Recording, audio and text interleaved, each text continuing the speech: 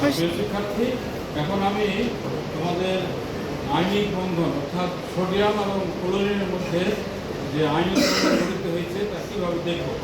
এটা সোডিয়াম, এর ইলেকট্রন বিন্যাস ডায়াগ্রাম তৈরি করা হয়েছে, ক্লোরিনের ডায়াগ্রাম তৈরি করা হয়েছে। এখানে আমরা দেখতে পাচ্ছি সোডিয়াম যেহেতু ইলেকট্রন দান করে, তাহলে শেষ কথা বলতে একটি ইলেকট্রন আছে, এই একটি ইলেকট্রন ক্লোরিনকে দিবে।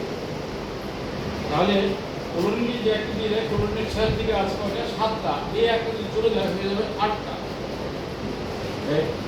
শেষ দিকে যদি 8টা, তাহলে এই একটা যদি চলে যায় তাহলে এটা অষ্টকপূর্ণ হয়ে গেল, শেষ কক্ষপথ অষ্টকপূর্ণ। এখানে দিকে অষ্টক আছে কিনা, এটা যদি চলে যায় তাহলে এই কক্ষপথে 8টা আছে।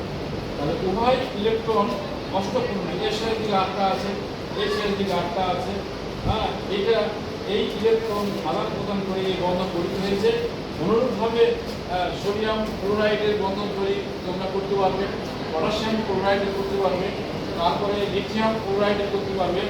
আবার এই দিকে চলে আসি, এখানে গ্রুপ 2 এর সাথে গ্রুপ 2 এর সাথে beryllium chloride, magnesium chloride, calcium chloride, beryllium chloride, magnesium chloride, calcium chloride.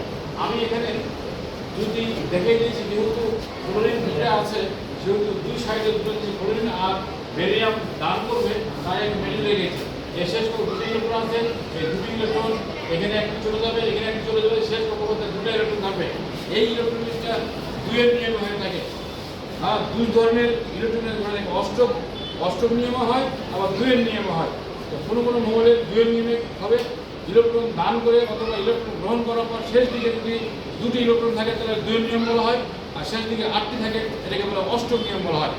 তাহলে তোমরা নিশ্চয় বুঝতে পেরেছো। এইগুলো খাতায় ডায়াগ্রাম তৈরি করে আমাকে দেখাও। ধন্যবাদ।